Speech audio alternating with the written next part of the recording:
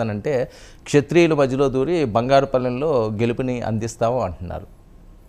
ఇప్పుడు రాజకీయంగా చూడగలము మనం వాస్తవంగా ఇవన్నీ కేవలం కులం పరంగా జరుగుతాయా, కాపు ప్లస్ కాపు, కాపు ప్లస్ క్షత్రియ అని మీరు ఈ లెక్కలేస్తే కనుక సోషల్ ఇంజనీరింగ్ అంటాం, కానీ నిజానికి సోషల్ ఇంజనీరింగ్ వెనుక బలమైన పొలిటికల్ ఇంజనీరింగ్ అనేది కూడా తప్పకుండా ఉంటుంది.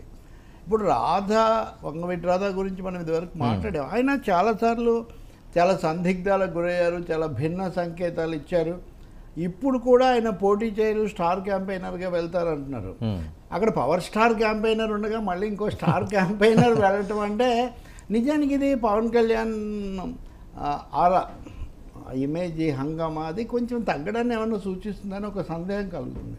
జనరల్గా ప్రచారం చేసేటప్పుడు ఒక చోట వర్మ, ఇంకో చోట ఇంకొక రావు, ఇంకో చోట ఇంకొకరు ఉండటం వేరు. కానీ ఒక ఆయన్ను ప్రత్యేకించి స్టార్ క్యాంపెయినర్గా తనతో తీసుకువెళ్ళాలి అంటే ఇక్కడ ఒక ఇమేజ్ గ్యాప్ ఒకటైతే వచ్చినట్టు స్పష్టంగా అర్థమవుతుంది. మూడవది కాపు ఈక్వేషన్ అన్నది పవన్ కళ్యాణ్ అంతా స్పష్టంగా చెప్పకుండా అన్యాపదాసంగా ఏది డెవలప్ చేయాలనుకున్నారో ముద్రగడ హరిరామ జోగయ్యలతో అది డిస్టర్బ్ అయిపోయింది. అవును, అది డిస్టర్బ్ అవడం ఒకటి, వాళ్ళు హర్ట్ అయిపోయారు. జోగయ్య ఏదో సర్దుకున్న ఢక్కాముక్కలు తిన్నవాడు, పైగా అంత ఇది లేదు. కాబట్టి ఈ పరిస్థితుల్లో ఇక్కడ డ్యామేజ్ లిమిటేషన్ ఒకటి అవసరమైంది జనసేనకు. తప్పకుండా వచ్చిన ఇమేజ్, డిస్టర్బ్డ్ ఇమేజ్ని మళ్ళీ రిస్టోర్ చేసుకోవాలి, అది ఉంది అని. దానికి రాధా సరైన వ్యక్తే. ఎందుకంటే వంగవీటి కుటుంబము ఇదివరకు పవన్ కళ్యాణ్, నాదెండ్ల మనోహర్ కూడా వెళ్ళి కలిశారు, చాలాసార్లు కలిశారు, చేరుతారని అనుకున్నారు, కానీ ఆయన చేరలేదు. కానీ మీరు ఇక్కడ ఇంకో కామన్ ఫ్యాక్టర్ కూడా గమనించవచ్చు. ఏ విధంగా అయితే పులివర్తి రామాంజనేయులు తెలుగుదేశం నుంచి జనసేన చేరి ఆ పార్టీ అభ్యర్థి అయ్యాడో, ఇక్కడ ఈయన కూడా ప్రస్తుతం తెలుగుదేశంలో ఉన్నారు. అవును, సాధారణంగా పార్టీ ఫిరాయింపులు మారడాలు, ఫిరాయింపు అనను, అక్కడేం పదవి లేదు కాబట్టి పార్టీలు మారడాలు ప్రత్యర్థి పార్టీలో నుంచి మారడం జరుగుతుంటుంది. ఇక్కడ అసలు ఇది ఒక వాస్తవంగా ఇది సిద్ధాంతపరంగా దీన్ని ఆక్షేపిస్తారు ఎవరైనా. మన ఇద్దరం ఫ్రెండ్స్ ఒక ఒప్పందం చేసుకున్నాక మీ పార్టీలోంచి నా పార్టీలోకి, నా పార్టీలోకి మీ పార్టీ పంపించడం అనేది సాధారణంగా జరగదు. అవకాశం లేనప్పుడు నేను కాదంటలేదు. అంటే ఇక్కడ దీన్ని ఏం చేస్తున్నారంటే పవన్ కళ్యాణ్ కొంచెం అలా సోఫిస్టికేటెడ్గా చేయాలనుకున్న క్యాస్ట్ ఫ్యాక్టర్, కాపు ఫ్యాక్టర్ ఇక్కడ చాలా బహిర్గతం అయిపోయి అదే ఒక ప్రధాన అంశంగా మారుతుంది. ఇప్పుడు రేపు రాధా కూడా వచ్చి పవన్ కళ్యాణ్ లాగా మాట్లాడతారు. రంగా గారు కేవలం కాపులకే నాయకుడు కాదు, ఆయన ప్రజలందరికీ, పేద ప్రజలందరికీ నాయకుడు అని ఆయన మాట్లాడతారు. ఈయన కూడా అదే మాట్లాడతారు. అంతేగాని ఇలా చెప్పరు. కనీసం పవన్ కళ్యాణ్ అన్న కులాల పేర్లతో ఓపెన్గా చాలాసార్లు చెప్తూ ఉంటారు, కానీ మిగతా వాళ్ళు సాధారణంగా చెప్పరు. ట్రెడిషనల్ రాజకీయ నాయకులు, సాంప్రదాయ రాజకీయ నాయకులు చెప్పరు.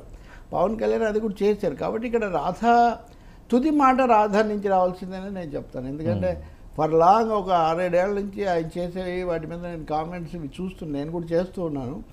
ఆయన నుంచి నా విధానం ఇది అని చెప్పే వరకు కూడా మనం నిరీక్షించాల్సి. అంటే జనసేన కానీ పవన్ కళ్యాణ్ గారు కానీ ఈ ఎన్నికల్లో ఆలోచించేది ఒకటి సార్, 21 సీట్లకి సంబంధించింది వాళ్ళ దగ్గర మనుషులు చెప్పేది 21 సీట్లు గెలాలి అంటే ఒక్క పవన్ కళ్యాణ్ గారు తప్ప అందులో ఇంకో క్యాంపెయినర్ లేరు గట్టిగా తిరగడానికి. నాదెండ్ల మనోహర్ గారు ఉన్న ఆయన రాష్ట్ర వ్యాప్తంగా తిరిగి ఓట్లనేవి తీసుకొచ్చి అదే హైప్ చేసే పరిస్థితి ఉండదు.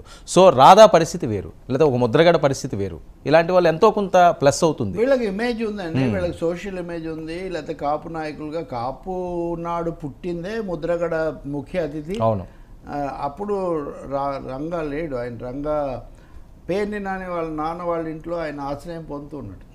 పేర్ని కృష్ణమూర్తి చైర్మన్, అప్పుడు మున్సిపల్ చైర్మన్ ఆయన, అక్కడ పొందుతున్నాడు.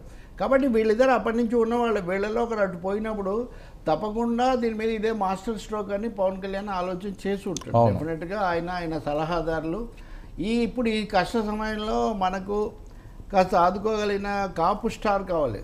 ఇంకా ఒక మొక్క ఇంకా సూటిగా చెప్పాలంటే కోస్తా జిల్లాల యొక్క జనాభా పొందిక దాంట్లో వాళ్లకు ఈ వర్గాలు ఆమోదించే ఒక వ్యక్తి కావాలి. కానీ మీరు ఒకటి గుర్తించండి, రాధా తెలుగుదేశంలోకి పోయినప్పుడే చిన్న సైజు దుమారం అయింది. అవును, అదేం పెద్ద ఫలితం కూడా ఇవ్వలేదు. ఆయన అక్కడ పెద్దగా ఇమిడి బహిరంగంగా వాళ్ళ తరఫున మాట్లాడగలిగిన పరిస్థితి లేకపోయింది, ఆ పార్టీ ఓడిపోయింది.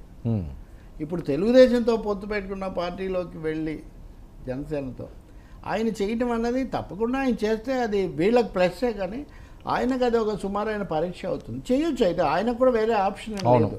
ఎందుకంటే వైసీపీ వాళ్ళేమో అభ్యర్థులను ప్రకటించేశారు.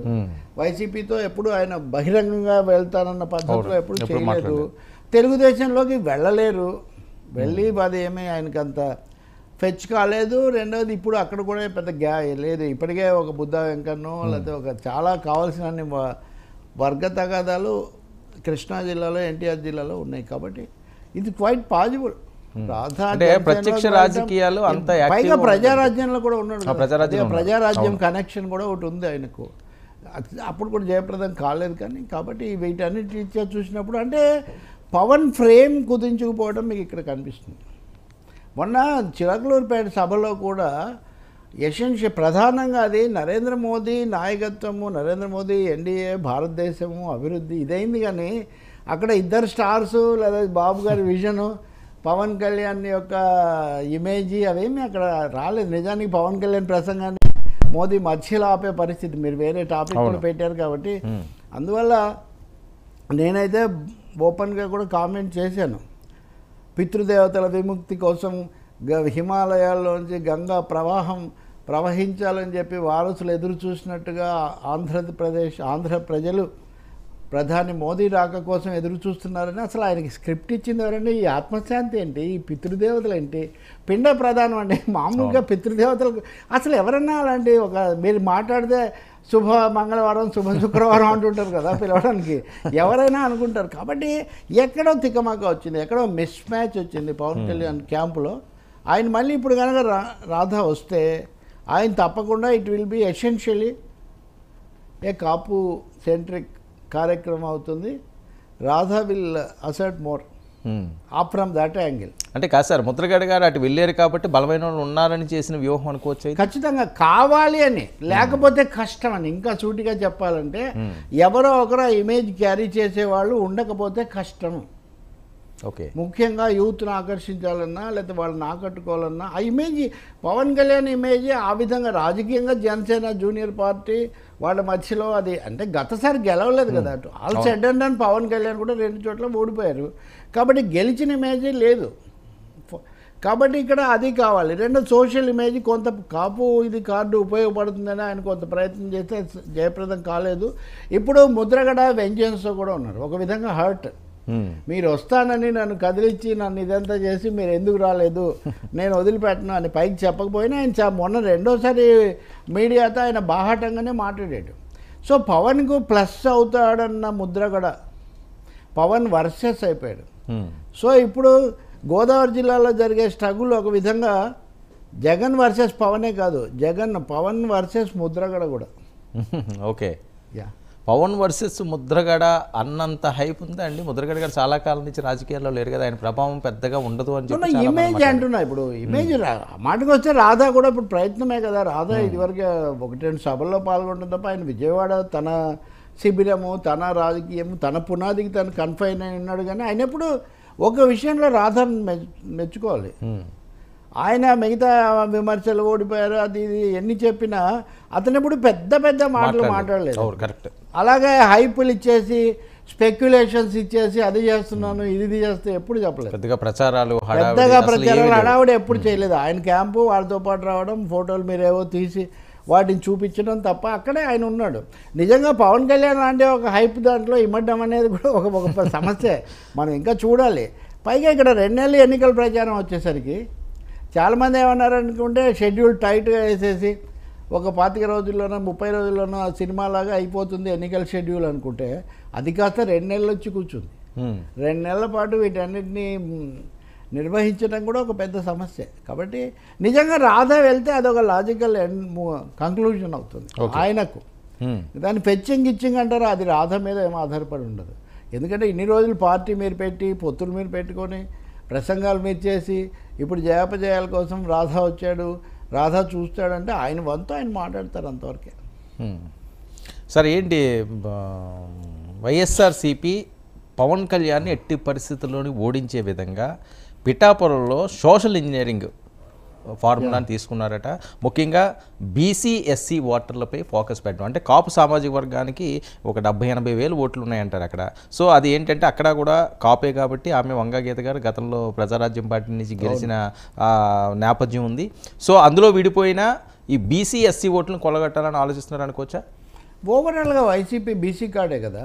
ఈ అభ్యర్థుల్లో కూడా చాలామందిని నా ఎస్సీ, నా బీసీ, నా మైనారిటీ అదొకటి అట్లా ఉంచి జగన్ ప్రధానంగా ఈసారి, గతంలో ఎస్సీ ఎస్టీలు మనతో ఉన్నారు, మనం బీసీలని ఈసారి దగ్గర చేసుకోవాలి, పవన్ అటు ఉన్నాడు కాబట్టి కాపులను కూడా దగ్గర చేసుకోవాలని ప్రయత్నం చేసి ముద్రగడ ఇవన్నీ కూడా జరిగింది. ఇంతవరకు జగన్ వచ్చి కలిసిన వాళ్ళలో ఎవరికి ముద్రగడకు వచ్చినంత ప్రచారం కూడా ఇవ్వలేదు వాళ్ళు.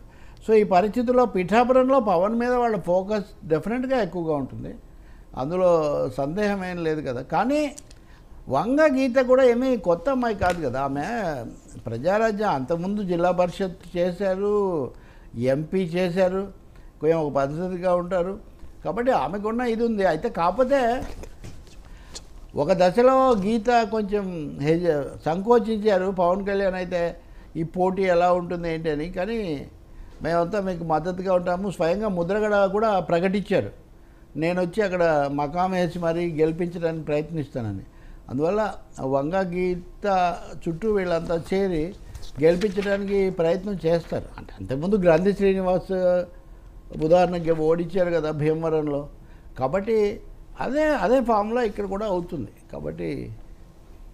కాబట్టి ఇదేమీ పెద్ద సమస్య అవ్వాల్సిన అవసరం లేదు.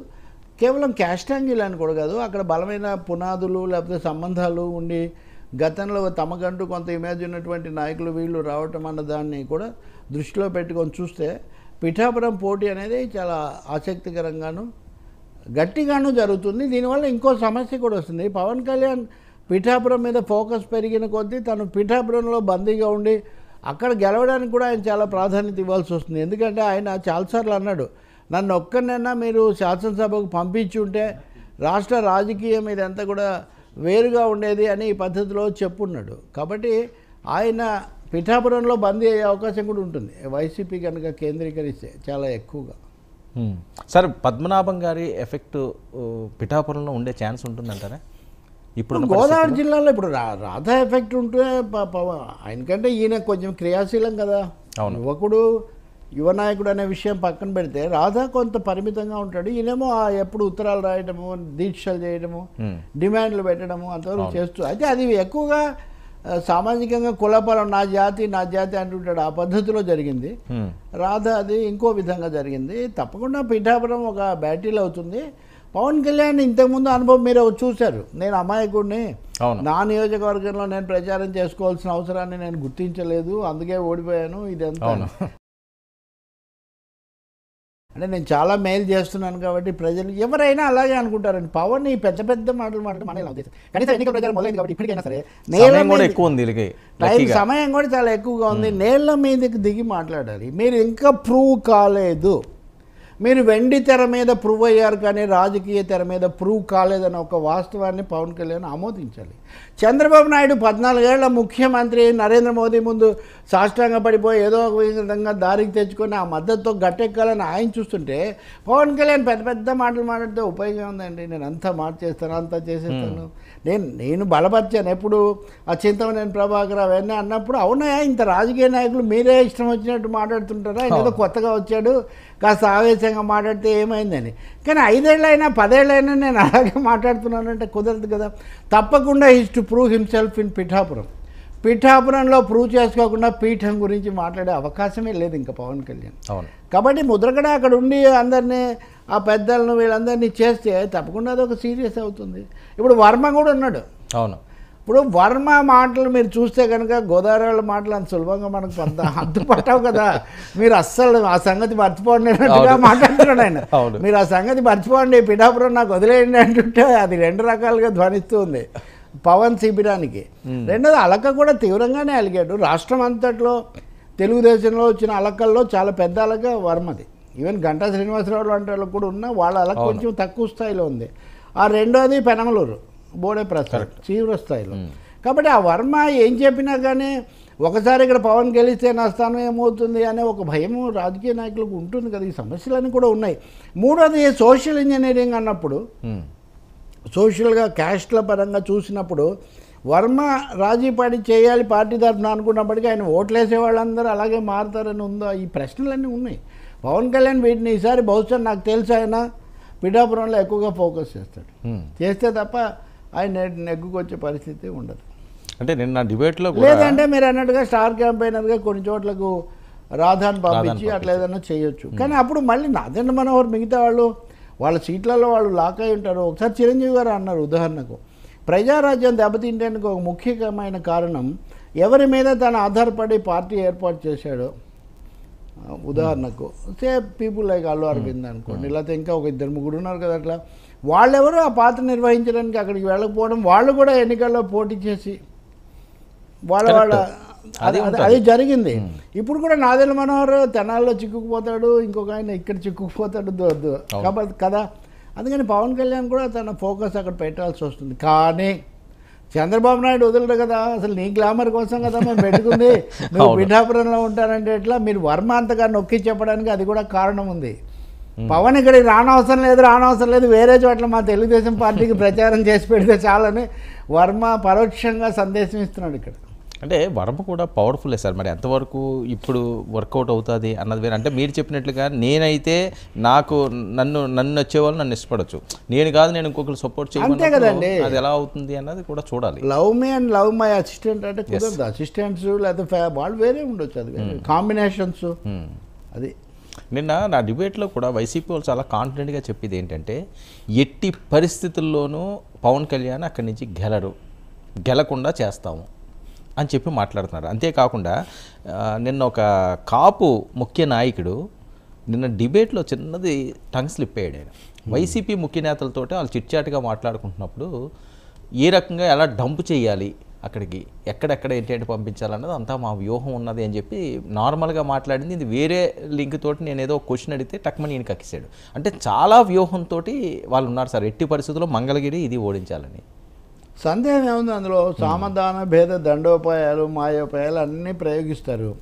Nothing is wrong in war and love అని, ప్రేమలో యుద్ధంలో ఏం చేసినా చెల్లుతుందని మాట సామెత. కాబట్టి ఇక్కడ వాళ్ళు అన్నీ చేస్తారు. రెండవది, మీరు అంత తీవ్రంగా దాడి చేసినప్పుడు అవతల వాళ్ళు అంత తీవ్రంగా దాడి చేయడానికి మీరు ఎలా తప్పు పడతారు చెప్పండి. అదేం చేయలేరు. కానీ నేను ఇందాక చెప్పానే, పవన్ ప్రూవ్ చేసుకోవాలి కదా. అవును, ప్రూవ్ చేసుకోకుండా పైగా ఇక్కడ వేరే స్క్రిప్ట్ రైటర్స్కి ఇస్తే ఇలాగ ఆత్మశాంతులు పితృదేవతలు ఇవి రాసి కూర్చుంటారు. మీరు ప్రజలతో కనెక్ట్ అవ్వాలి, ప్రజల దగ్గరికి వెళ్ళాలి. అసలు చిన్న కార్యాలయంలో ఆ కుర్రాళ్ళతో కూర్చొని వాళ్ళకి చెప్తుంటే వాళ్ళు కేరింతలు, ఆ కల్చర్ నుంచి అసలు పవన్ కళ్యాణ్ బయటికి రావాలండి. ఫస్ట్ ఆఫ్ ఆల్ మీరు ఎన్టీ రామారావుని ఒకసారి గుర్తు చేసుకోండి. ఎన్టీఆర్ మోడల్ కూడా పెద్ద సరైనది కాదు, అదేదో డ్రామాటిక్గా జరిగిందని ఆయన అంటుంటాడు. కానీ Ramarao down to earth politician. Road పక్కన అంత మహానటుడు, 320 సినిమాలు అవలీలగా ఇలా బీడీలు తాగాడు, రాజు వేశాడు, రిక్షా తొక్కాడు, ఇన్ని చేసిన వాడు రోడ్డు పక్కన బట్టలు పేసి స్నానం చేసి ప్రజలకు దగ్గర అవడానికి ఎంత ప్రయత్నం చేశాడు. అంటే ఇప్పుడు మన విజువల్ మీడియా రాకముందే రామారావు విజువల్ ప్రచారం చేశాడు 1983లో. సామాన్యమైన విషయం కాదు అది. ఈ పవన్ కళ్యాణ్ దిగిరాను దివి నుండి భూమికి అన్న భావన నుంచి బయటికి రావాలి. రెండవది, చంద్రబాబు నాయుడు, మోడీ వీళ్ళందరి మధ్యలో మొన్న చూడండి మీరు చిలకలూరుపేట సభలో ఆయన స్కూల్ పిల్లలాగా మాట్లాడు చాలా వరకు. నేను ఆ చనువు తీసుకొని చెప్తున్నా. ఆయన ప్రసంగం మొదలుపెట్టినప్పటి నుంచి మధ్యలో మోదీ వచ్చి ఆపడంతో మరింత ఇబ్బంది పడిపోయాడు. బాడీ లాంగ్వేజ్ పెద్ద ఇన్స్పైర్ అయినట్టుగాను రిలాక్స్డ్గా ఎంత మాత్రం లేదు. ఇంకా మంత్రులను ఏదో మోదీ ఒక మాట అన్న తర్వాత అవినీతిలో పోటీ పడుతున్నారు అన్న తర్వాత అమ్మయ్య అనుకో అప్పుడు చప్పట్లు కొట్టి కొంచెం రిలాక్స్ అయ్యారు. కాబట్టి ఈ ధోరణి మారాల్సిన అవసరం ఒకటి ఉంది. మనకు గదిలో అంటే ఇన్హౌస్ మీటింగ్లో వచ్చే రెస్పాన్స్కు, పబ్లిక్లో వచ్చే రెస్పాన్స్కు, ఓటర్స్ నుంచి రావాల్సిన రెస్పాన్స్కు చాలా తేడా ఉంటుంది. మీరు కౌంటర్ కూడా చేయాలి క్యాండిడేట్ను, అవతల అభ్యర్థిని. మీ ప్రోయాక్టివ్ అజెండా ఏంటి? మన సభలో మీకు ఏమైనా అర్థమైందా? చిలకలూరుపేట సభలో ఈయన గ్యారంటీలు ఆయన గ్యారంటీలు అన్నారు, ఒక గ్యారంటీ కూడా ఏం వినపడలేదు అక్కడ అస్సలు. అక్కడ ఒకటే మోదీ అంటే ఒక శక్తి, మోదీ అంటే ఒక విశ్వాసం, మోడీ అంటే ఒక నమ్మకం, మోడీ అంటే విశ్వగురు, మోడీ అంటే భారతదేశం. అక్కడ మోడీ కనిపించాడు కానీ పవన్ కళ్యాణ్ కనిపించలేదు, చంద్రబాబు కనిపించలేదు. చాలా ఆశ్చర్యకరంగా నేను చెప్తున్నాను, there is a big challenge before Pawan Kalyan. Not only as a leader, as an actor also. ఇవన్నీ ఇంటర్లింక్డ్ కదా ఇవన్నీ కూడా. ఒకసారి ముద్రగడ పద్మనాభం గారు మొన్న మాట్లాడినప్పుడు మీరు వినే ఉంటారు, మొలతాళ్ళు లేని వాళ్ళు, డ్రాయలు దొరుకుకోవడం చేతగాని వాళ్ళు కూడా ఇష్టం వచ్చినట్లుగా మాట్లాడుతున్నారు. ఆయన హీరో అక్కడైతే నేను పాలిటిక్స్లో హీరో నేనని చెప్పి, అంటే ఆయన ఇంకా రెడీ అయినట్టేనా అటాకింగ్కి? ఆయన కూడా పెద్దగా ఎవరిని బహిరంగ విమర్శించిన పరిస్థితి లేదు. కానీ పవన్ కళ్యాణ్ గారి విషయానికి వచ్చేసరికల్లా డైరెక్ట్గానే ఆయన అటాక్కి దిగడంలో ఉన్న ఆంతర్యాన్ని ఎలా చూడాలి? అంటే ఒకటండి, అతను పద్ధతి అని మీరు మొన్న మాట్లాడిన హెడ్డింగ్ కూడా పెట్టారు కదా, ముద్రగడ పద్ధతి అయితే తప్పింది. తనకు గౌరవం, తనను కదిలించి తనకు గౌరవప్రదమైన ముగింపు ఇవ్వలేదు. నేను రాలేకపోతున్నానండి, కుదరక అది ఇదని. ఆ తర్వాత నాకు సలహాలు ఇచ్చిన వాళ్ళు వైసీపీలోకి పోతున్నారని వాళ్ళు ఏదో ముందే కోవర్టులుగా వ్యవహరించారని అర్థం వచ్చేటట్టుగా కామెంట్స్ చేశారు. వీటన్నిటితో ముద్రగడ పద్మనాభం హర్ట్ అయ్యాడు. ఇంకా నేనే హీరో అంటారా, ఎవరి కళల కోటకు మహారాజు వాడారా అని ప్రభాస్ గారు పాడినట్టుగా, ఎవరి కళల కోటకు వాడే మహారాజు. ఆయన ప్రపంచానికి ఇక్కడ చర్చ మీరే చేస్తారు, ఇంకో చోట ఇంకోటి చేస్తారు. కాబట్టి ముద్రగడ ఆయన రాజకీయాల్లో హీరో అయితే నాది నాకు ఉంది అని అంతకంటే దాని అర్థం ఏంటంటే, నేను కూడా ఏం తక్కువ కాదు, నాకు నా అనుభవం ఉంది. నేను ఇప్పుడు కాపునాడు, మీరు కాపుల గురించి మాట్లాడుతున్నప్పుడు కాపునాడులో ముఖ్య అతిథిగా పాల్గొన్న తొలి ముఖ్య అతిథికి ఆయనకేదో ఉండదా? అవును, ఆయన సెల్ఫ్ రెస్పెక్ట్ ఇక్కడ కొంత దెబ్బతిందండి ఖచ్చితంగా. ఆయన హరిరామ జోగయ్యది ఇంకొంచెం ఇన్ డెప్త్. సో అది పవన్ కోరి తెచ్చుకున్నది. ఊరుకుంటే వేరే విషయం, తన పద్ధతులతో మాట్లాడుతూ. ఎక్కడ ఈక్వేషన్ దెబ్బతింది, దాన్ని దెబ్బతీసింది చంద్రబాబేనా అని కూడా నాకైతే ఒక బలమైంది. అది కుదరదు బాబు. అంటే కొంతమంది మాట్లాడేది వచ్చి ఈయన మీద పెత్తనం చేస్తారు, ఇంకా అక్కడి నుంచి ఇంకా రోడ్డు మీద పెడతారు, మేము చెప్పినట్టే వినమంటారు. అసలు పార్టీలోకి రాకముందే ఇన్ని సూచనలు సలహాలు ఇచ్చి ఒకవేళ తీసుకున్న తర్వాత ఇంకా ఇబ్బందులు పడతామేమో అని చెప్పి ఆయన ఆగారని చెప్పి కొంతమంది మాట్లాడే. అదన్నా చెప్పాలి కదా, వద్దులేండి సార్, మీరు పెద్దవాళ్ళు, మా పార్టీలో రకరకాల వాళ్ళు ఉంటారు, కుర్రవాళ్ళు, వీళ్ళంతా కాలం మారింది. ఒకటేనండి, మొదలుడు గాథ ముగియవలే దేవుడి మనుషుల బతుకులలోనే ఒక పాట ఉంటుంది. సో ఒక కథ మొదలైందంటే దానికి ఒక ముగింపు ఉన్నది. అది మీరు హీరో హీరోయిన్ల చేతులు కలుపుతారా, లేకపోతే వాళ్ళిద్దరు బయటికి వెళ్తారా, శుభం కాడో లేకపోతే ఎండో ఏదో ఒకటి పడాలి. ముద్రగడను కదిలించారు కానీ ముగించలేదు Pawan Kalyan. Definitely it is a mistake. ఇప్పటికైనా కూడా చేయొచ్చు నా ఉద్దేశంలో, మామూలు మర్యాదపూర్వకంగా. అదే ఆయనకు ఫెచ్ చేస్తుంది ఆ సామాజిక వర్గంలో. తప్పకుండా మీకు పోనీ, మీరు హీరో కాబట్టి మీ మూడు అభిమానించే వాళ్ళు 50 మంది ఉంటే ఆయన చుట్టూ ఉన్న వాళ్ళు కూడా 10 మంది 15 మంది ఉంటారు కదా. రెండవది, రాజకీయాల్లో ఆయన 1-2 సార్లు ప్రూవ్ చేసుకున్నాడు. మీరు రాజకీయాల్లో మీరు ఇంకా అరంగేట్రం చేశారే కానీ ఇంకా మీరు ఆరితేరలేదనే వాస్తవాన్ని గుర్తించాలి కదా. సరే, నాకు రాజకీయం చాలా తెలుసు, నాకు వ్యూహం చాలా తెలుసు అంటే తెలియడం వేరండి. ఒక వైద్యశాస్త్రం చదవడం వేరు, ఆపరేషన్ చేయడం వేరు. పవన్ కళ్యాణ్ ఇంతవరకు ఆపరేషన్ చేయలేదు. థియరీ వేరు, ప్రాక్టికల్ వేరు. మీరు ఫాలో చేసిన ఆర్గ్యుమెంట్ను మీరు ప్రస్తావించవచ్చు, లేకపోతే నేతాజీ, బాలగంగాధర్ తిలక్ ఏమన్నా మీరు చెప్పొచ్చు, అది వేరు. కాబట్టి అక్కడ ముద్రగడకుండే అడ్వాంటేజ్ ఆయనకు ఉంటుంది. రెండవది, he is assisted by the ruling YSR party having 150 members. కాపులు అనేక మంది వైసీపీలో లేరా? కాపులు అంటే వాళ్ళు ఏదో ఇంతవరకు మొదటిసారిగా ఎన్నికల్లోకి ప్రవేశిస్తున్నట్టు, ఇంతవరకు ఎవరు ఎమ్మెల్యేలు లేనట్టు, మీరేదో ఒక ఇంతవరకు దున్నని నేలలోకి వెళ్ళడం లేదు సార్. ఇప్పటికీ అనేక సేద్యాలు చేసి, అనేక దెబ్బలు తిని, అనేక ఉద్రిక్తతలు, వివాదాలకు గురైన ఒక వర్గంలోకి మీరు వెళ్తున్నారు. సో కనీసం చిరంజీవి వచ్చినప్పుడైనా కానీ ఫ్రెష్గా ఉంది. అప్పుడు ఇంకా అంటే పెద్ద నాయకుడు మా నుంచి ఎవరు రాలేదని ఒక ఇంప్రెషన్ ఉంది. కానీ పవన్ కళ్యాణ్ నాటికి అది లేదు. అది చిరంజీవితో అది మారిపోయింది. పైగా మీరు రావడమే చంద్రబాబుకు మోదీకి మధ్యలో వస్తుంది. ఇవన్నీ ఫ్యాక్ట్స్ అండి. ఇలాంటి బ్యాగేజ్ ఏది ముద్రగడకు లేదు కదా. సరే, ఈసారి ఆయన సూటిగా నేను జగన్ను ముఖ్యమంత్రిని చేయడమే నా లక్ష్యం అని ప్రకటిస్తున్నాడు. కాబట్టి మీరు ఇంకా ఆరోపణలు చేయడానికి కూడా ఇంకేం ఆస్కారం లేదు. మీరు పిలిచినా వెళ్ళి ఉంటే, మీకు మాట ఇచ్చి వెళ్ళి ఉంటే, మాట తప్పి ఉంటే అప్పుడు తప్పకుండా ముద్రగడ తప్పయ్యేది. దాన్ని కథను ట్విస్ట్ ఇచ్చింది మీరే. సరే, ఏంటి వీళ్ళు ఇంకా టికెట్లు అనౌన్స్ చేయకపోవడం? ఆయన క్యాంపెయిన్ కూడా స్టార్ట్ చేసుకుంటున్నారు. ఇచ్చాపురం నుంచి ఇడుపులపాయ వరకు కూడా స్కెడ్యూల్ కూడా రోడ్ మ్యాప్ సిద్ధం చేశారు జగన్మోహన్ రెడ్డి గారు. ఇంకా 3 పార్టీలకు సంబంధించి క్లారిటీ రాలేదు, పూర్తి స్థాయిలో సీట్లు నోటిఫికేషన్ వచ్చేసిన. నేను యాక్చువల్లీ 4 రోజులు లేను కదా, మన వీక్షకులు కూడా కలుసుకోలేదు, ఢిల్లీ వెళ్ళాను, మీకు చెప్పా కదా. ఢిల్లీ దగ్గర నుంచి కింద గల్లీ వరకు అందరు నాతో ఒకటే మాట అంటారు, మీరు ఉన్నది ఉన్నట్టు మాట్లాడతారండి అని. నేను మీతో మాట్లాడిన విషయం గుర్తు చేస్తున్నా. కుందేలు తాబేలు కథ మీరు గుర్తు చేసుకోండి. ముందుగా చాలా హడావుడి చేస్తున్నారు, ఇదైపోయింది, ఇది అయిపోయింది. ఫైనల్ లిస్ట్ వచ్చేవన్నా కాక కదా మాట్లాడాలి అని ఎన్ని రోజులైంది ఆయన ప్రకటించి. నేనంటే ఇలా అనగానే వైసీపీకి అది సమస్య కాదు. వాళ్ళు పకడ్బందీగా ఒక పథకం ప్రకారం వెళ్ళారు. మీకు అది లేదు, మీకు అంతర్గత చాలా సమస్యలు ఉన్నాయి, మేము పార్టీలో ఉన్నాయి, పార్టీల మధ్య ఉన్నాయి, పైగా బిగ్ బ్రదర్ వాచింగ్ అని ఆ బిగ్ బ్రదర్ వచ్చి దడదడలాడిస్తున్నాడు. ఇన్ని కారణాలు ఉన్నాయి. నేను పొద్దున కేసీఆర్ నాని ఇస్తున్న ఒక ఇంటర్వ్యూ చూస్తున్నాను. ఆయన ఎన్ని కామెంట్స్ చెప్తున్నాడు, ఎంత బ్యాక్గ్రౌండ్లో ఎంత జరిగిందో ఆయన చెప్తున్నాడు. ఒక్కసారిగా కేసీఆర్ నాని మీద నేను ఒక స్టోరీ వేసి నాకో టీవీ ఉంది కాబట్టి మీకో టీవీ ఉంది కాబట్టి మీరు ఒక స్టోరీ వేసేసి ఇదే ఫ్యాక్ట్ అంటే ఎలా కుదురుతుందండి? ఒక పరిణామ క్రమం. కాబట్టి డెఫినెట్గా తెలుగుదేశం పార్టీ బీజేపీని ఒప్పించడానికి చేసిన శ్రమలో సగమన్నా చంద్రబాబు తన పార్టీ వాళ్ళని ఒప్పించడానికి చేస్తుంటే ఈ సమస్య వచ్చేది కాదు. ఓకే, అంతే అంతే అక్కడే వచ్చింది ఇక్కడ సమస్య. సో ముందుగానే ఎలక్ట్ అవ్వాల్సింది అవ్వలేదు. కసరత్తు లేదు, అది సరిపోలేదు. ఇప్పుడు చాలామంది చాలా నమ్మకం అనుకున్న వాళ్ళు సీనియర్స్, నిజంగా ఈ సీనియర్స్ రేపు అడ్డం తిరిగితే ఆ పార్టీ పరిస్థితి ఎలా ఉంటుంది? చంద్రబాబుకు సవాళ్ళు ఎక్కువగానే ఉన్నాయి నిస్సందేహంగా. బీజేపీ కూడా ఉన్నాయి. బీజేపీ అభ్యర్థులు ఎవరు? వాళ్ళు లేఖలు రాసి వాళ్ళ అసంతృప్తితో వాళ్ళు కూడా ఉన్నారు. అవును. కాబట్టి ఇది మనసులేనే మనవు పొసగని పొత్తు. బీజేపీ కూడా బయట నుంచే వస్తున్నారని అది కూడా విమర్శలు ఎక్కువ వినిపిస్తున్నాయి. ఇక్కడ నుంచి జెండా మోసే అంటే ట్యాంక్ బండ్ మీద విగ్రహాలన్నీ పెట్టినప్పుడు కార్టూనిస్టులు వేసేవాళ్ళు, అన్నింటిలో రామారావు గారే కనిపిస్తుంది. కృష్ణదేవరాయలు అంటే రామారావు గారే, అల్లసారి పెద్ద అంటే రామారావు గారు అన్నీ ఆయన వేసాడు కదా.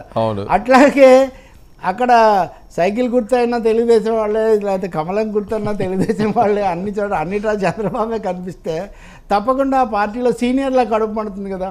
కొత్తగా వచ్చిన వాళ్ళు సంతోషపడవచ్చేమో కానీ సీనియర్లకు అలాంటి ఎత్తుగడల కాలం అయిపోయిందని నేను చెప్తాను. చంద్రబాబు వ్యూహాలు ఒక 30 years బ్యాక్ వాళ్ళ మామ మీద తిరుగుబాటు చేసినప్పుడు ఆయన ప్రైమ్ ఆఫ్ యూత్ థింకింగ్ అదంతా ఈ 30 ఏళ్లలో వచ్చిన మార్పులు చేర్పుల మధ్యలో ఆయన ఐడియాలు ఇప్పుడు మీ అబ్బాయి వాడి ఫ్రెండ్ వాళ్ళు చెప్తారు ఇప్పుడు ఇలాంటి ఐడియాలు. ఏది మనం వార్తలు చదువుతుంటే వినేవాళ్ళు కూడా అనుకుంటుంటారు అబ్బాయి కావాలనే చేస్తుంటాడండి, అబ్బాయి కుదరదండి, ఎవరు చూస్తారండి, ఇలాంటి మాట్లాడతారు. సో చంద్రబాబు కసరత్తు ప్లానింగ్ సరిపోలేదు. ఇంకా 2 నెలలు అదృష్టవశాత్ సమయం వచ్చింది కాబట్టి క్రమపద్ధతిలో. మూడోది మోడీతో తన సంబంధాలు డిఫైన్ చేసుకోకుండా చంద్రబాబు నాయుడు ప్రతిష్టగా ఉండదు. చంద్రబాబుకు శూన్యహస్తం చూపించి మొక్కుబడి ప్రసంగం చేసి చల్లబరిచి వెళ్ళిపోయాడు మోదీ. ఇప్పుడు డ్యామేజ్ లిమిటేషన్ లాగా ఉంది. వాళ్ళు దీన్ని జరిగే నష్ట నివారణలో మునిగి తేలుతున్నారు. చంద్రబాబు పేరెత్తలేదు, 14 ఏళ్ల ముఖ్యమంత్రి లేకపోతే విజనరీ అది ఇది ఆ మాటే లేదు. ఎన్డీఏ మోదీ నేను అని తప్ప ఏం చెప్తారు దానికి? ఈయనేమో హిందీలో ఇంగ్లీష్లో త్రిభాషా ప్రవీణలాగా 3 భాషల్లో మాట్లాడినా ఉపయోగం లేదు. కాబట్టి మీరు రాష్ట్రం కోసం ఏం సాధించలేదు, కనీసం మీకోసం కూడా సాధించుకోలేకపోయారు. నేను మీకు అది కూడా చెప్పాను. మోదీ అయిష్టంగా అర్ధమనస్కంగా ఈ పొత్తుకు ఒప్పుకున్నాడు. ఆయన ఎన్నోసార్లు ఆంధ్రప్రదేశ్ పర్యటనకు రాడు. నిన్న వచ్చిన పర్యటనలో కూడా ఒక విధమైన అసహనంతో ఆయన అసహనం స్పష్టంగా కనిపించింది. అంత హ్యాపీ మూడ్లో ఒక్కసారి కూడా ఆయన లేడు. లేకపోతే ఇటు చేయి ఊపి అటు చేయి ఊపి ముట్టుకొని జోకులు వేసి నాన్నగా చాలా చేస్తాడు ఆయన. ఇప్పుడు వీళ్ళు వచ్చి ఇలా అన్నాడు అలా అన్నాడని తెలుగుదేశం వాళ్ళు బయటకు వచ్చి చెప్పడమే కానీ అక్కడైతే ప్లెజెంట్గా లేడు ఆయన. కరెక్ట్. ఇప్పుడు మీరు ఇందాక టాపిక్ పెట్టినట్టుగా పోలీసుల వైఫల్యం అని. సార్ పోలీసుల వైఫల్యం, ప్రధాని సభలో పోలీసుల వైఫల్యం అన్నది కావాలని ఎవరైనా చేసే ఆ సాహసం చేస్తారా? ఆ మైకి లాగిపోవడం ఏంటి ఎప్పుడూ లేని విధంగా? వర్మ ఎవరు చేస్తారు చెప్పండి? ఒక సభ, ఇప్పుడు ఈ కార్యక్రమానికి మీరు నన్ను పిలిచారు, నేను వచ్చాను, ఇది పండింది పండలేదు, నచ్చింది నచ్చలేదు, పోలీసుల నాకు కారణం అని నేను చెప్తే ఏమైనా అర్థం ఉందా? నేను కూడా లక్షల మంది పాల్గొన్న సభలకు నాయకత్వం వహించాను, ఆ సభల వేదికల మీద ఉన్నాను, అనువాదాలు చేశాను. ఎప్పుడు కూడా సభలకు ఆ పార్టీలు బాధ్యత వహిస్తాయి. ఆ పార్టీ ఒక మనిషిని పెడుతుంది పోలీసులతో సమన్వయం చేసుకోవడానికి. అంతే. పోలీసులు ఎప్పుడు ఏమి వాళ్ళే ఆదేశాలు ఇవ్వరు. కాకపోతే కొన్ని ఇక్కడైతే చిక్కేమో చూడండి, దారి ఇట్లా వస్తే కష్టం, ఇట్లాంటివి చెప్తారు అంతే. మూడోది ప్రధాని కార్యాలయమే అన్నీ చూస్తుంది. వీళ్ళని చెప్పమానండి, ప్రధాని కార్యాలయానికి పంపించారా? విమానాశ్రయానికి 80 మంది జాబితా ఇస్తే పోలీసులు ఒప్పుకోవట్లేదు అంటున్నారు, మీరు ప్రధాని కార్యాలయానికి పంపించారా? పిఎంఓ వీటిని చూస్తుందండి. అవును, పిఎంఓ ఎస్పీజీతో సమన్వయం చేసుకొని ఇటు భద్రత ఇటు ప్రధాని పద్ధతి దృష్టిలో పెట్టుకొని వాళ్ళు చేస్తారు. మీరు అసలు తప్పొకరిదైతే ఇంకొకరిది అన్నట్టు పోలీసుల వైఫల్యాలు ఉంటే మీరు అడగచ్చు, మాట్లాడవచ్చు. కానీ మైకులు పని చేయడానికి పోలీసులు ఏం చేస్తారండి? వాళ్ళు ఏమైనా మైక్ మెన్లా? మైక్ సప్లైర్స్ కాదు కదా వాళ్ళు. ఎందుకు పిఎంఓ ఎందుకు శ్రద్ధ పెట్టలేదు? అసలు ఇన్ని సభలు అన్నీ మాట్లాడితే విజన్ 2047 గురించి మాట్లాడేవాళ్ళు, విజన్ 17 గురించి ఆలోచించలేదా? ఆ రోజు సభ ఎలా భూమి పూజ చేసిన లోకేష్ సభకు కూడా రాలేదు కదా, కనీసం బ్యాక్ ఎండ్లోనన్నా ఇవన్నీ జరుగుతున్నాయి లేదా చూసుకోలేదా? ఏం చెప్తామండి. అయితే అదొక్కటే కారణమా? నిజంగా 80 మందిని మీరు ఊహిస్తారా? మోదీ పద్ధతి తెలిసిన వాళ్ళు ఎవరైనా 80 మందికి పాసులు ఇస్తారని? మా నాదేంట్లో నిన్న అంటున్నారు 80 మందికి అడిగితే ఎవరికి ఇవ్వలేదు. ఇది ఒక విధంగా డైవర్షన్, దృష్టి మళ్ళించే ఒక పని. పోలీసులో ఏదైనా లోపం ఉంటే వాళ్ళని చర్య తీసుకోమనండి, నాకేం ఇబ్బంది లేదు. కానీ ప్రధానమైనది సమన్వయ లోపం. మీకు రాజకీయ సమన్వయం లేదు. మోదీ ప్రధాని కార్యాలయానికి మీ మీద ఆసక్తి లేదు, వాళ్ళు పెద్దగా స్పందించలేదు. నాకు తెలుసు భీమవరంలో అల్లూరి సీతారామరాజు విగ్రహం ప్రధాని వచ్చినప్పుడు బీజేపీ నాయకుడు ఒక ఆయనకు అవకాశం రాలేదు. ఆయన కిషన్ రెడ్డికి చేస్తే కిషన్ రెడ్డి పిఎంఓకి చేసి పర్మిషన్ ఇప్పించారు. కానీ అవును, పిఎంఓకి తెలియకుండా చీమ కూడా కదలదండి. అవును, కరెక్ట్. మరి ఏంది ఇక్కడ పోలీసులు, స్థానిక పోలీసులు, ఆ కానిస్టేబుల్, ఎస్ఐలు వాళ్ళు ఏం చేస్తారు చెప్పండి? ఇది డైవర్షను. ఒక విధంగా చెప్పాలంటే కవరప్ ఆపరేషన్ తప్ప ఇంకోటి ఏం కాదు. మూడోది వాళ్ళు కొంచెం హతాశులైనారు. వాళ్ళు కొంచెం హతాశులైపోయారు. మోదీ ఇలా మాట్లాడతారు అని అనుకోలేదు.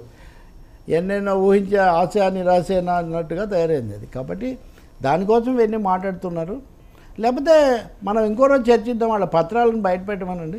అవును, మేము పిఎంఓ నుంచి మాకు మెసేజ్ వచ్చింది, పిఎంఓ ఒప్పుకున్నా వీళ్ళు పోలీసులు చేయలేదని చెప్పమనండి, అప్పుడు we can deal with it. Sir, చాలామంది ఇప్పుడు మాట్లాడేది కానీ జనసైనికులు కానీ లేకపోతే కొన్ని సామాజిక వర్గాలు కానీ పవన్ కళ్యాణ్ ప్రచారం ఎప్పుడు, రోడ్ మ్యాప్ సిద్ధమయ్యిందా, ఇంకా సమయం ఉందా మీ అంచనా ప్రకారం? రోడ్ మ్యాప్ సిద్ధమైందా లేదా, వాహనం ఖరారైందా లేదా, ఈ 2-3 ప్రశ్నలు ఉన్నాయి.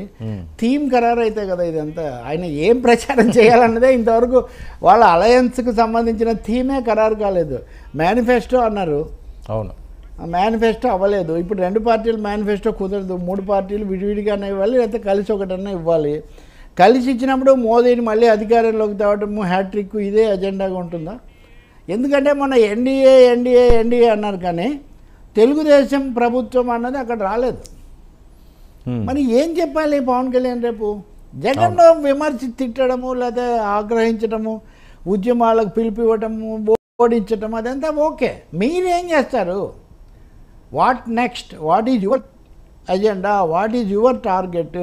మీది హిందుత్వ టార్గెటా, లేకపోతే నిజంగా ఆ వేదిక మీద చూస్తే హిందుత్వ టార్గెట్ లాగే కనపడింది. ఎందుకంటే ఎంతసేపటికి కనీసం ఒక 60 రెఫరెన్స్లు అన్నీ ఇచ్చుంటారు, దేవతలు, మతాలు, ఈ వ్యవహారాలన్నీ కూడా.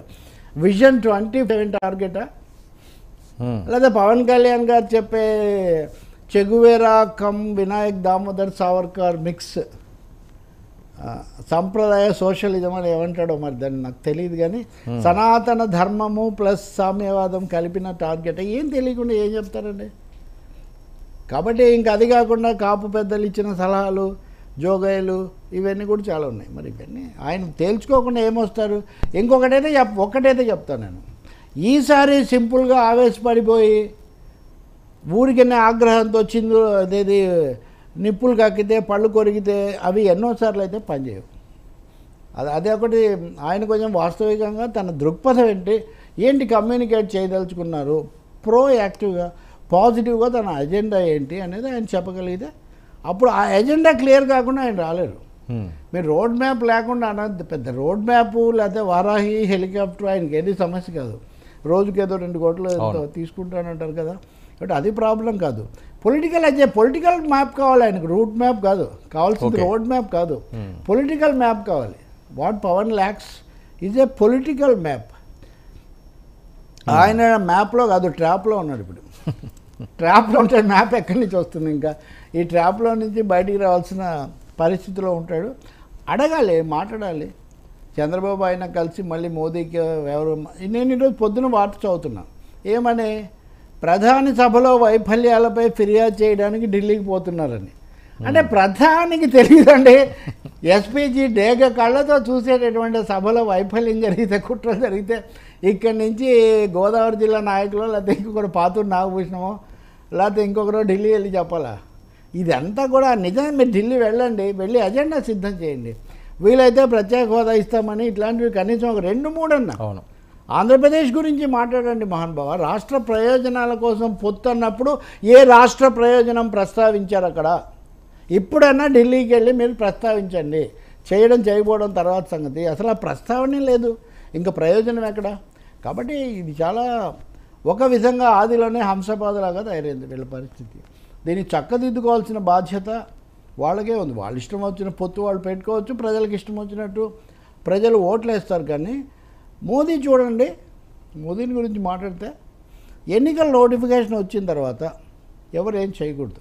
కానీ ఆయన మరుసటి రోజు క్యాబినెట్ సమావేశం జరిపి అవును రాబోయే 100 రోజుల్లో ఏం చేయాలో 100 డేస్ అజెండా ప్రకటిస్తాడు. ఇది చట్ట ఉల్లంఘన కాదా? అంటే ఒక ప్రతిపక్షంలో ఉన్నాడు, నేను వస్తే సంతకం ఇక్కడ పెడతానని చెప్పడం వేరు. అధికారంలో ఉన్న ఒక ప్రధానమంత్రి నెక్స్ట్ 100 డేస్కు నా ఎజెండా ఇది, నేను ఇలా చేస్తానని చెప్పడం అంటే మీ అధికారాన్ని ఉపయోగించుకొని మీరు ఒక ఇంప్రెషన్ ఇస్తున్నారు దేశానికి, మేమే గెలవబోతున్నామని. అది ఎలా ఉంటుంది? ఎలక్షన్ కమిషన్ ఇది అబ్జెక్ట్ చేయదండి, చెయ్యదు. ఏం చేస్తున్నారు వాళ్ళు? ఎలక్ట్రల్ బాండ్స్ ఎన్ని విషయాలు. ఇప్పుడు ఎలక్ట్రల్ బాండ్స్ చూస్తే ఎంత ఘోరంగా ఉంది. ఎలక్ట్రల్ బాండ్స్ తప్పు, రాజ్యాంగ విరుద్ధమని సుప్రీంకోర్టు ప్రకటించి స్టేట్ బ్యాంక్ ఆఫ్ ఇండియా వివరాలన్నీ సమర్పించమంటే వాళ్ళు సమర్పించిన ప్రకారం ఒక లెక్కలో 12,000 కోట్లు, ఇంకో లెక్కలో 16 నుంచి 18,000 కోట్లు. ఇందులో సగం బీజేపీకే వెళ్ళాయి. అవును సార్. అమిత్ షా అంటాడు తీర్పును నేను స్వాగతిస్తున్నాను, కానీ వాటిని కొంచెం సంస్కరించాల్సింది, మొత్తం రద్దని చెప్పకూడదు అంటాడు. ఆర్ఎస్ఎస్ సర్కార్యవాహ్ అంటాడు కొత్త ప్రయోగాలు చేసినప్పుడు సమస్యలు వస్తాయి కదా, మనం సర్దుకోవాలి అంటాడు. నితిన్ గడ్కరీ అంటాడు ఇది జోక్యం చేసుకోవడమే అంటాడు. ఇంత బాహటంగా రాజ్యాంగ విరుద్ధం సుప్రీంకోర్టు చెప్పిన అంశం మీద దాడి చేస్తారు. ఇంకా ఒక తమాషా విషయం చెప్తారు, మన మీడియా ఫోకస్ చేయదు. అమిత్ షా అంటాడు కదా, అవునండి 20,000 కోట్లు అంటాడు ఆయన. అసలు అక్కడ ఉంది 12 నుంచి 20,000 కోట్లలో మాకు 7,000 కోట్లు 6,900 కోట్లే కదా వచ్చాయి, మిగిలిన వాళ్ళకు 14,000 కోట్లు వచ్చాయి కదా, మాకు 303 మంది సభ్యులు ఉన్న వాళ్ళకు 6,000 కోట్లు 7,000 కోట్లు వస్తే ఇవేమి ఎక్కువ కాదు కదా, నిజానికి మాకు ఇంత రావాలి అంటే దేశంలో ఎలాంటి చర్చలు జరుగుతున్నాయి. మనకు కొంతమంది సోకాల్డ్ ప్రజాస్వామ్యము నిజాయితీగా మాట్లాడుకుందాం అనేవాళ్ళు చాలామంది ఈ అంశాల గురించి మరి వాళ్ళు ఎప్పుడు ఎందుకో ప్రస్తావించరు. తప్పకుండా ప్రజలు ఇవన్నీ గమనిస్తూ ఉంటారండి. ఆంధ్రప్రదేశ్ కూడా ఎక్కువ డబ్బులు ఎవరు ఇచ్చారు తెలుసండి? పెద్ద సంస్థల తర్వాత గేమింగ్ అండ్ హోటల్ మేనేజ్మెంట్ వాళ్ళు ఇచ్చారు. మనం ఇక్కడ ఏదో రాడిసన్ బ్లూనో ఏదో చర్చిస్తుంటాము, గేమింగ్ యాప్తో ప్రపంచం అంతా చేస్తున్న ఆయన ఇచ్చాడు. నెంబర్ సాయంత్రానికి నెంబర్ వస్తుందని కోట్లాది మంది ఎదురు చూసి ఆయన ఇచ్చాడు 700 కోట్లు. చెప్పాలంటే చాలా ఆశ్చర్యంగా ఉంది. ఒక కమ్యూనిస్టులకు ఐ థింక్ బీఎస్పీ కూడా రాలేదని చెప్పింది, మిగతా వాళ్ళందరూ పాలక పార్టీలన్నీ తీసుకున్నాయి. So Modi is in all preparation, అందులో ఇంకేమీ సందేహం లేదు. ప్రతిపక్షాలు కూడా అలాగే ఉన్నాయి. చూడాలి మరి. ఏపీ పిక్చరే నిజానికి క్లమ్జీగా ఉంది, మిగిలిన చోట్ల కొంతవరకు క్లియర్గా ఉంది. క్లమ్జీగా ఎందుకు ఉందంటే ఇక్కడ బీజేపీకి పునాది లేదు, పెత్తనం ఉంది. చంద్రబాబు చక్రం తిప్పుతున్నాడు, కానీ తిప్పే మహిమ అయితే ఆయనకు లేదు. చక్రం మటుగా ఆయన పట్టుకుంటున్నాడు. ఇంతకుముందు చక్రం తిప్పాడు, ఇప్పుడు చక్రం ఆయన పట్టుకుంటాడు, తిప్పేది మోదీ. అది ఇక్కడ సమస్య. సార్ ఇదన్నీ కూడా జగన్మోహన్ రెడ్డి గారికి పాజిటివ్గా వెళ్తున్నాయి అనుకోవచ్చా? అంటే ప్రత్యర్థి వైఫల్యాలు లోపాలన్నీ కూడా నాకు అనుకూలమే కదా ఇక్కడ ప్రాథమికమైన సిద్ధాంతం. రెండవది జగన్ ఏమీ అనలేదు కదా. అవును, మోదీ జగన్ ఏమనలేదు, మా కూటమి ఈయన చంద్రబాబు నాయుడు గారు సీఎం అని కూడా అనలేదు. సీఎం ఆధారపడాల్సి వస్తుందని కూడా మనం ఒకసారి చర్చకు వచ్చేసాం కదా. మీరు 140 సీట్లు చేస్తున్నారు, 50% స్ట్రైక్ రేట్స్తో మీకు 70 సీట్లు వచ్చాయనుకుంటే కూడా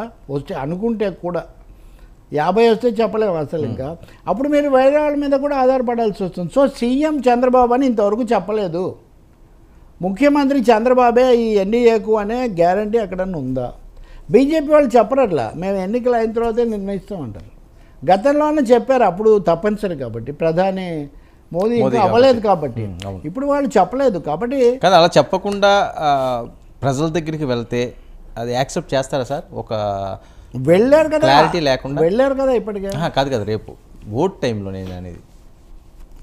ఇప్పుడు 2 నెలలు మొన్న సభ పెట్టే నాటికే దాదాపు నోటిఫికేషన్ వచ్చేసింది కదా, అది పెట్టేనట్టుగా. కాబట్టి నోటిఫికేషన్ వచ్చాక కూడా వాళ్ళు చెప్పలేదు. చాలాసార్లు అంతే కదా, జాతీయ పార్టీలు పలానా ముఖ్యమంత్రి అనే పేరుతో వెళ్ళడం అరుదు. కాంగ్రెస్ కూడా అంతే. ఇప్పుడు రేవంత్ రెడ్డి ముఖ్యమంత్రి అని వాళ్ళు ముందేం చెప్పలేదు కదా. వాళ్ళకు ఒక అండర్స్టాండింగ్ ఉంటుంది, అది వేరే విషయం. ప్రజలు అప్పుడు పార్టీలకే ఎక్కువ ఓట్లేస్తారండి. చాలా కొద్ది సమయాల్లో పర్సనాలిటీ బేస్డ్గా ఇప్పుడు జగన్ కేసులు అవన్నీ, నవీన్ పట్నాయక్ ఇంకో విధంగా ఉన్నాడు, అరవింద్ కేజ్రీవాల్ వీళ్ళు వేరు. ఇక్కడ చంద్రబాబు ఆబ్వియస్గా అది వాళ్ళ కూటమి తరఫున. కానీ ఆ విషయం బీజేపీ ఒప్పుకోవడం, బీజేపీ నోటు రావటం కదా.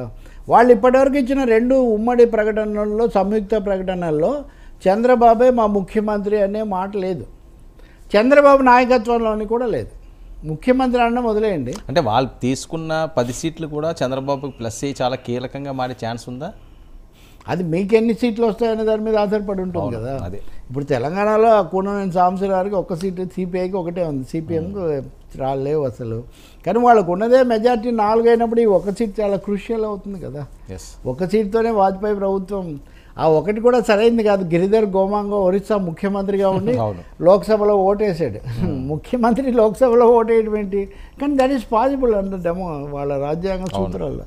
అందుకని ఆ 10 మీరు 30 కదా వాళ్ళకు, మీరు 10 అనకండి 30. తెలుగుదేశం ఏమంటుంది, జనసేనకు బీజేపీ కలిసి 30, జనసేన అంటే 30 పెద్ద సంఖ్య కదా. అవును. రెండోది, అలాంటి పరిస్థితి వస్తే పవన్ కళ్యాణ్ చంద్రబాబుతో ఉంటాడా, మోదీతో ఉంటాడా? అది చాలా కీలకమైన ప్రశ్న. మీరు చెప్పండి. అవును, ఖచ్చితంగా మోదీతో ఉంటాడు. అవునా? అంతే కదా, ఎమర్జింగ్ లీడర్ కదా తను. సారీ, జలుబుగా ఉంది. తను ఎమర్జింగ్ లీడర్, తన నాయకుడిగా ఎదగాలనుకుంటున్న వ్యక్తి ఎవరైనా కానీ, పైగా విధేయత మోదీకే కదా. పైగా మొత్తం కూటమి Modi dynamic, under the dynamic leadership of Narendra Modi the Vishwaguru అని ప్రకటించాక విశ్వగురు అంతే కదా.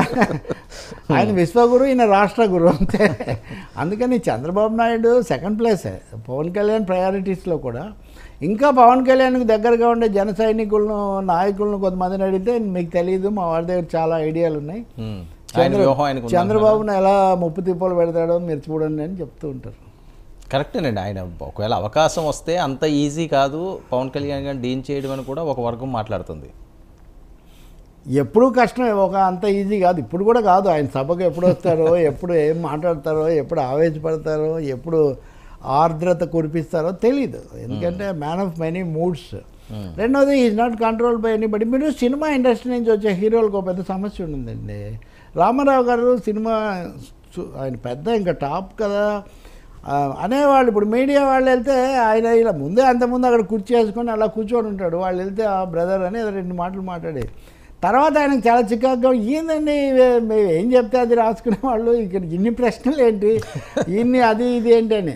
వాళ్ళ చుట్టూ అంతకుముందు ఉన్న ఒక అద్దాల మేడాను ప్రపంచంలో వాళ్ళు ఉంటారు. దాని నుంచి అందుకనే పవన్ కళ్యాణ్ ఎప్పుడు నేను ఎప్పుడు ఆ ప్రపంచంలో లేను, నాకు ఎప్పుడు దాని మీద ఆసక్తి లేదు, ఏదో తప్పనిసరి ఏది జీవిక కోసం నేను నటిస్తున్నాను కానీ నేను కాదు, ఇలాంటివి చెప్తుంటాడు ఆయన.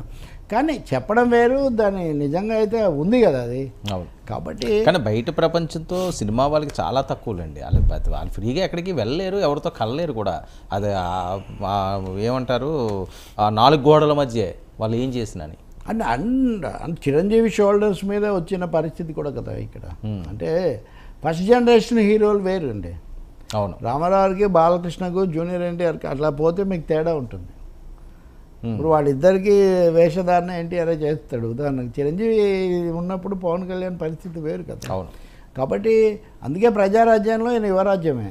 ఇప్పుడు ఈయన లీడరు. చూడాలి మరి. మీరు పవన్ కళ్యాణ్ గురించి ఎంత మాట్లాడినా ఆయన స్పష్టత రావాల్సింది ఆయనకి స్పష్టత లేదు, క్లిష్టత చాలా ఎక్కువగా ఉంది. అదే ఇంకా కాంప్లికేటెడ్. సరే, నాగబాబు గారు కూడా సీట్ లేని పరిస్థితి అని చెప్పి అదొక ప్రచారం. ఒక ఎంపీ స్థానాన్ని కూడా కోల్పోయారు. మా అన్నయ్యే నాకు ఫోన్ చేసి మాట్లాడాడు, నువ్వేమీ ఫీల్ అవ్వకు, ఇబ్బంది పడకు, ఏం పర్వాలేదు, మనం గెలడం ముఖ్యం అని నాగబాబు గారి కోసం మనం మాట్లాడిన సందర్భం. అవును. సో ఏ త్యాగాల కన్నా మెగా బ్రదర్స్ సిద్ధంగా ఉన్నారా? అంతకు ముందు నాగబాబే కదా అందరికంటే ముందు అనకాపల్లికి వెళ్ళి సభ పెట్టి, మరి అదెందుకు చేశారు అంటే కనీస స్పష్టత. ఎలాంటి సంకేతాలు ఇస్తాము, గజిబిజి తిక్కమక్క సంకేతాలు కావా? ఇవే వైసీపీలో జరిగితే మనం ఎలా అపహాస్యం చేసాం, అవును. ఇవే కాంగ్రెస్లో బీఆర్ఎస్లో జరిగితే ఎలా అపహాస్యం చేసాం? ఇందులో ఎందుకు అనుమతించారు? మరి అన్నదమ్ములు ముందే మాట్లాడుకుంటే ఈ బహిరంగ ప్రదర్శన ఆగి ఉండేది కదా. ఓకే, నాగబాబు పవన్ కళ్యాణ్తో ఉంటారు, ఇంకా అందులో రెండో అభిప్రాయం ఏమీ లేదు. ఆయనే అంత ముందుగా ఆయనే తగ్గారు. కాకపోతే ఒకటే, ఇదేదో త్యాగం అంటాం హాస్యాస్పదం. ఆయనది కానిది ఆయన ఎలా త్యాగం చేస్తాడండి? అయిన తర్వాత ఏదైనా రాజీనామా చేస్తే దాన్ని త్యాగం అంటారు, కానీ మీరు ఇంకా పోటీయే చేయకుండా